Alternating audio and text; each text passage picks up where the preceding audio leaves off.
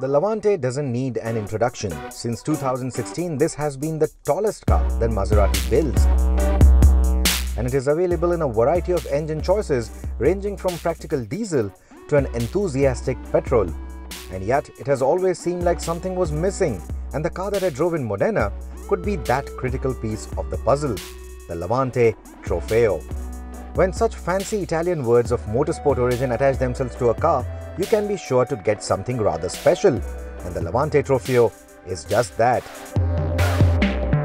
Just that you will need the keen eye of an enthusiast or the nerdiness of a car spotter to identify the Levante Trofeo. Save for the marginally larger air dams and the old school woven carbon fiber splitters, there's hardly any way to tell this car apart from its lesser variants.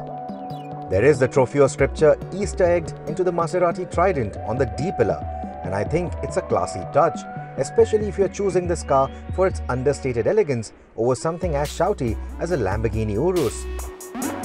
Even the trident on the grille tastefully integrates the radars needed for the new age assistance systems. The engine cover is tastefully done up too and features red cylinder heads. The Levante Trofeo also features the largest wheels that Maserati has ever done on a production car, 22 inches, and all the designs look stunning. Though it's hard to ignore them, you will be better off choosing a smaller size for our Indian roads. So in the past, the Levante has left us wanting for more, especially because of some of the bits that felt a little too plasticky for this particular price point. But the Trofeo fixes most of that. For example, the carbon fiber trim that you get here on the center console, it just feels and looks very nice. It is the exposed carbon fiber, doesn't have a lacquer coat on top of it, and it really feels nice to the touch. Even the leather upholstery is really done up very nicely. In fact, this is the Piano Fiore leather, which Maserati claims is the best in the business. You can't get any better grade of leather than this in any other luxury car. You also have this Alcantara headliner, which nicely complements that leather upholstery. I have a few grudges though, like for example, the switches, they feel a little too plasticky to me. Even the stalks, that feels a little plasticky. They do have these little chrome knobs on top of them, but I would have liked metal switches to go with these chunky metal paddle shifters that you have behind the steering wheel. Oh, and by the way, these are the kind of paddle shifters that you should have on a sports car, mounted directly on the column, and that really feels nice. So in terms of the cabin, yes, compared to what we have said about the Levante in the past, the Trofeo definitely fixes that.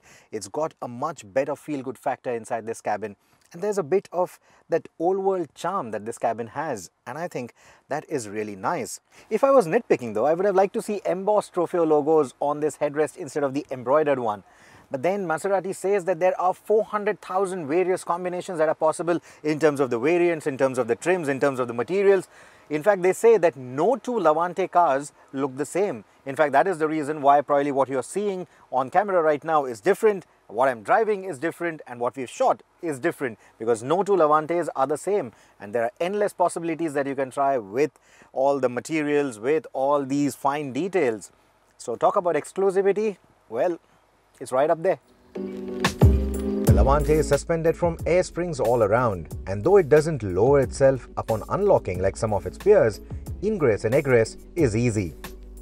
Maserati badly needs a new infotainment system that lives up to the times. The one in the Levante is very much in line with what you get in other premium cars from the FCA group, but Maserati certainly deserves better. When you get inside the cabin of the Levante, it has that airy feel that you expect from an SUV. But when you get into the driver's seat, you look at the design, you look at the contours, you look at the layout, and everything nicely starts shrinking around you. It starts feeling like a sports car, and that's a very good thing. The thumb starter, however, the starter button doesn't have any theatrics. It doesn't have any thumping light or any crystal work or knurled finish. It feels like a starter from any other premium car, but then you push it and that V8 comes to life, and then it tells you that this is just not any other premium car. It is an Italian luxury sports car.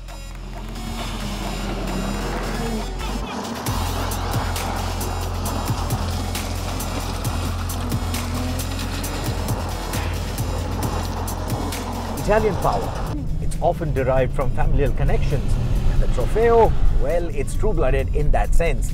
If you didn't catch the hints that I gave earlier about the red cylinder heads, well, that V8 under the hood has been co-developed with Ferrari, and that is why the motorsport red on the engine. It is a twin turbocharged engine, and that forced induction does rob it of a bit of that oral drama that you expect at lower revs or even at startup. But these days there's nothing that a switch can't fix, right? And that switch in this car is called Corsa, which brings alive the true character of the Italian V8. Though the engine has been co-developed with Ferrari, Maserati has maintained their trademark firing order by using a cross-plane crank to ensure the characteristic sound. Alongside the Trofeo, the Levante also gets a new GTS variant which sits lower than the Trofeo. It uses the same 3.8-litre V8 as the Trofeo, but is decidedly quieter in that specification and gets a 540 PS tune. The Trofeo puts out 590. With that kind of power, the Levante Trofeo is the most powerful production car that Maserati has ever built. Maserati is quick to point out, however, that there will be a new sports car at next year's Geneva Motor Show that will reclaim that throne. For now, let's see how the Levante gets off the mark. So, as you would expect, this car also gets launch control. That is a favorite if you are driving a sports car. And it's fairly simple, not too many procedures. All you need to do is make sure that you are in Corsa mode. The instrumentation will tell you that you are in Corsa mode. You can also possibly visually see it as the car goes down. It hunkers itself down to a ground clearance of 175 millimeters, and that is to get the aerodynamic efficiency right. The next thing you do is step hard on the brake pedal with your left foot, double tap on downshift. It tells you launch control is activated, and within 3 seconds, let go of it. If you do all of that right, 0 to 100 comes up in 3.8 seconds.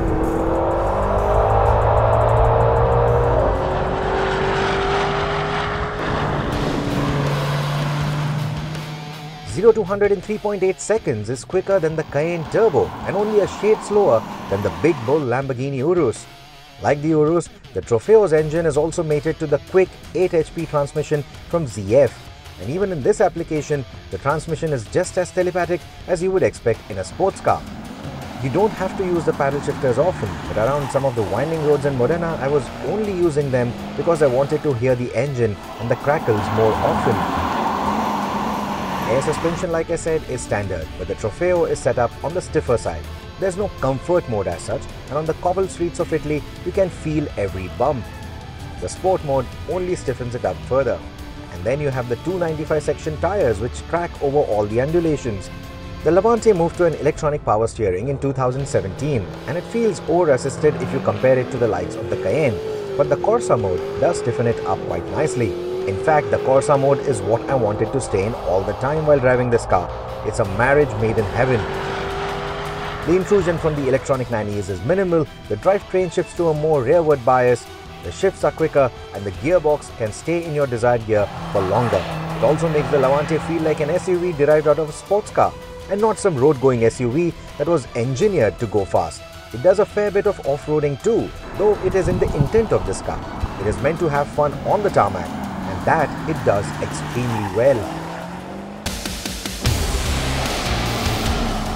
The driving is so involving, in fact, that you won't care anymore about the resolution of the infotainment or the finish of the switches. It is very Italian in that sense. Let me explain. The towns that I was driving past in the mountains had a speed limit of 50, but the narrow winding roads around them ironically had a speed limit of 90, because winding roads is equal to driving fun, and there should be no limit on it. The Levante Trofeo certainly exceeds those limits, of course, but it has the same intent. Everything that this car does is focused at driving fun, and that is exactly what a Maserati should be. In fact, that's also exactly how the Levante should be. It has everything that you would expect from this car: the poise of a Maserati, the sound of a Maserati V8, and the go of an Italian sports car. So if a Levante is what you seek, the Trofeo is the one that you want to go for.